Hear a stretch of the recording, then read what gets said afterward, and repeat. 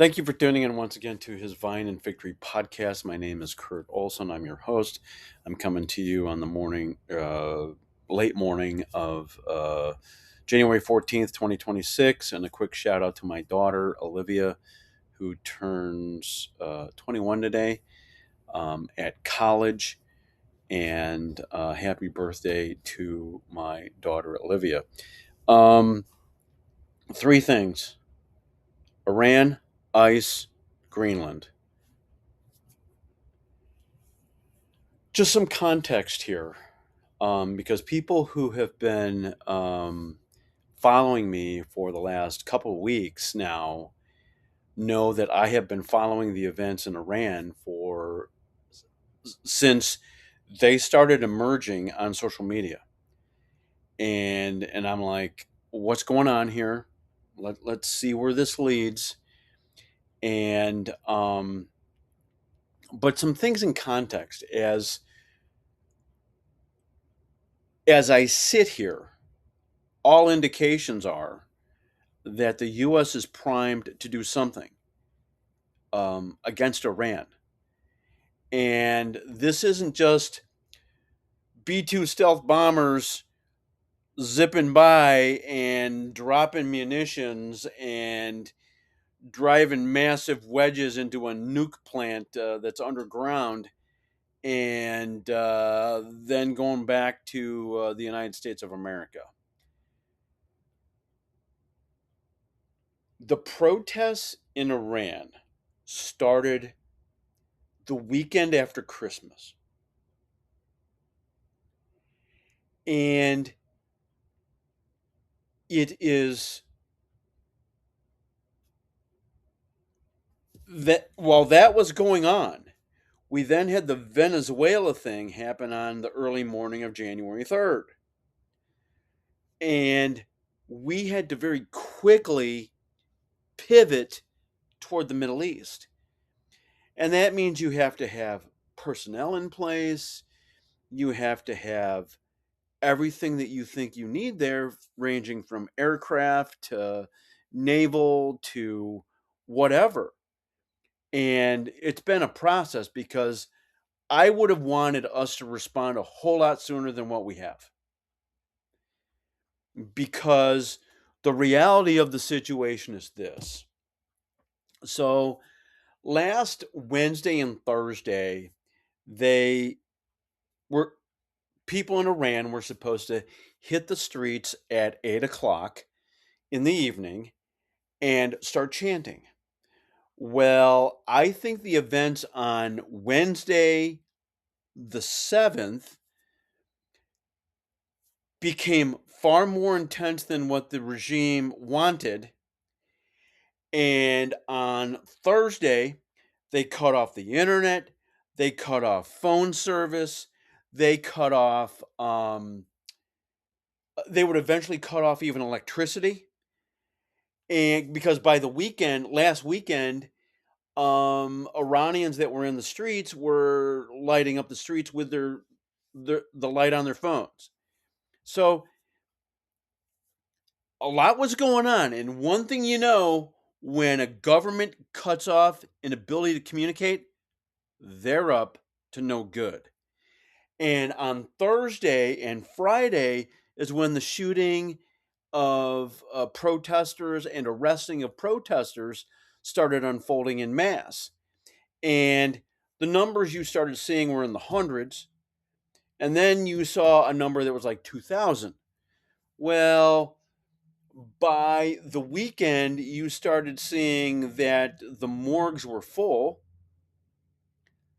and you started seeing images coming out of Iran that were focused on that, despite the fact that Starlink, which became the initial mode of communication, then got jammed up by both China and Russia, and you still had limited communication that was coming out of the country. And so a lot of things have been moving in a certain direction for a while. And everything indicates we are primed to do something. The question is when. And the question is what? And the question is how what is the ability of Iran to respond with attacks on US bases in the Middle East, attacks on Israel, and other potential allies, friends, others in the region. And that's what we don't know. And those are the unknowns going into this. So again, this isn't some flyby and drop massive munitions and it drives a couple 100 feet underground and then explodes and causes damage to a nuclear site. This is multiple days of doing damage to locations and potentially even individuals because Trump was asking allies for the names of people in the Revolutionary Guard and other security forces.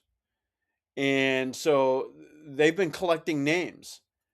And so this isn't some rinky-dink operation. This is focused on potentially regime change that results in Reza Pahlavi assuming power. And make no mistake, the people of Iran have been calling for his name. So that's all the background. But I could support what's about to unfold in Iran for two other reasons. One, for 47 years, brothers and sisters in Christ in Iran have been imprisoned, tortured, and murdered for their faith. But then you have other parts of the equation, and that is the mischief that the mullahs have been causing the United States of America. So the Iran hostage crisis ends when Reagan's inaugurated in 1981. A couple years later, we have a Marine barracks that gets attacked in Beirut, Lebanon. And there were, I believe, 240, 241, something like that, that were killed. And I remember that being a really intensely emotional ceremony.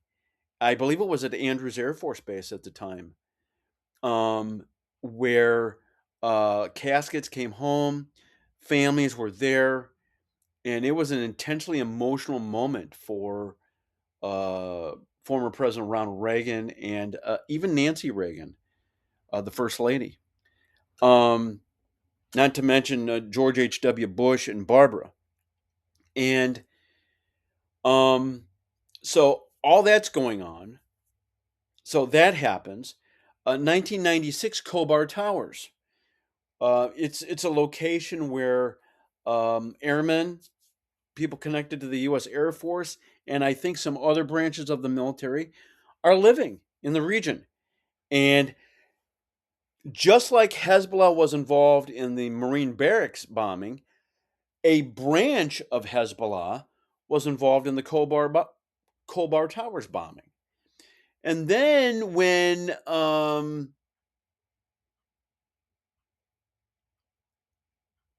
the operations in Afghanistan and Iraq happen, you suddenly have an even different part of the equation. Because what happens is Iran is connected to some of the events in Iraq that would ultimately cause some problems as well.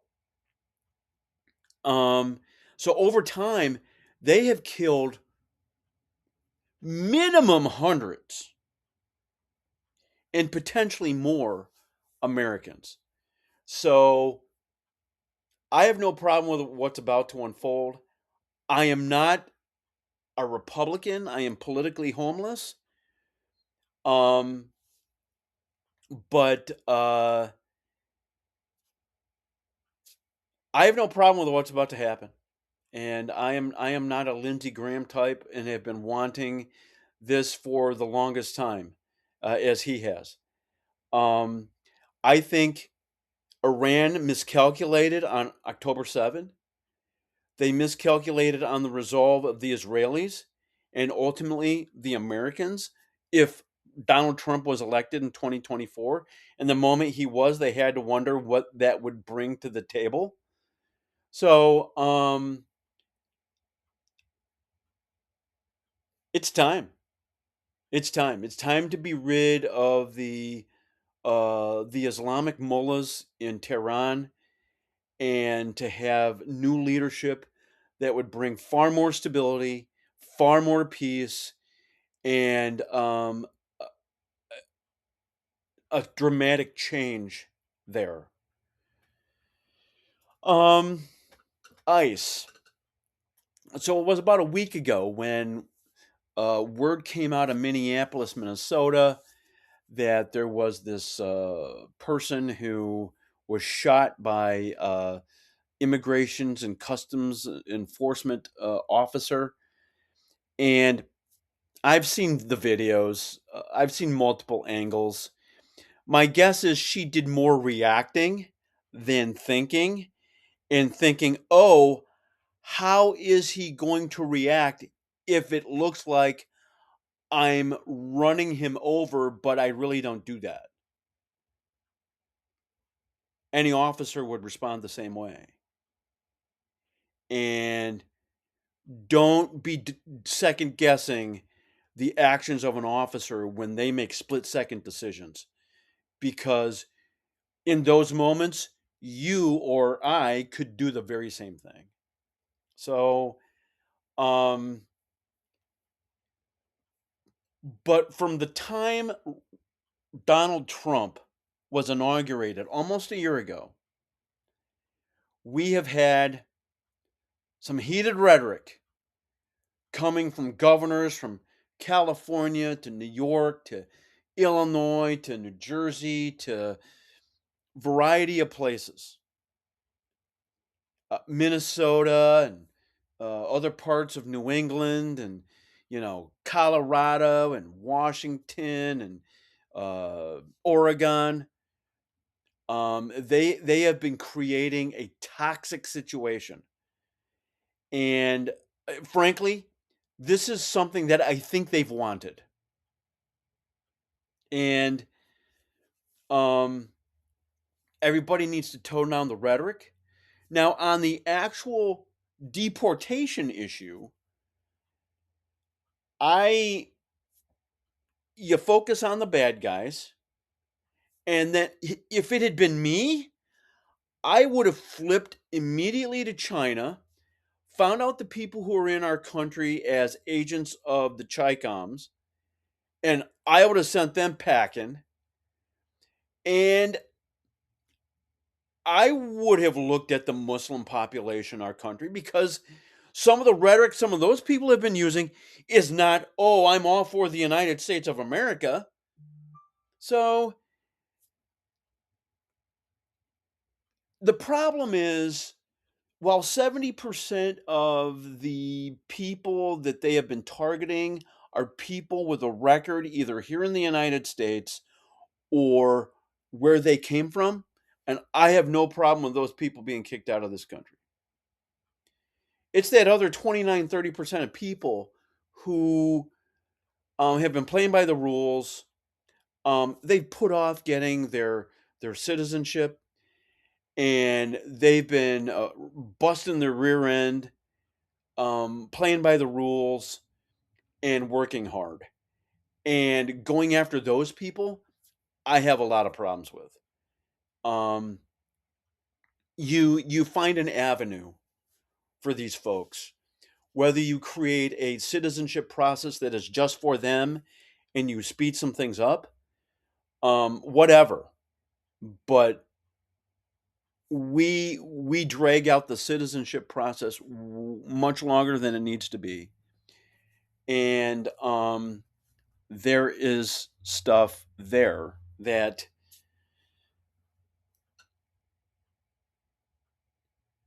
ICE And the Border Patrol are like any other uniformed officers in this country. You stop and you listen.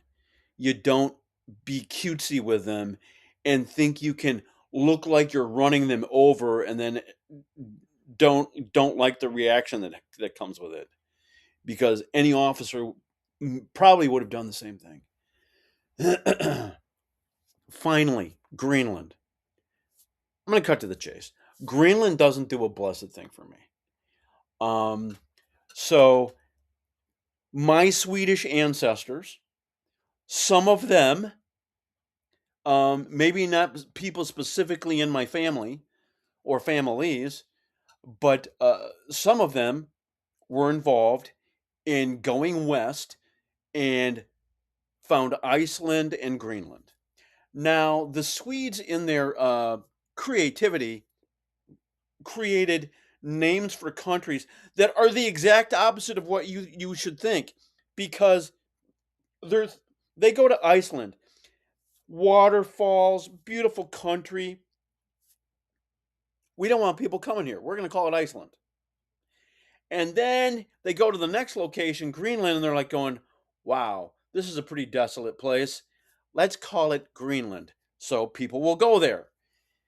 So the Swedes and the other Vikings, whether they were from Denmark, Norway, Finland, whatever, they they were kind of creative in how they deliberately went about confusing people.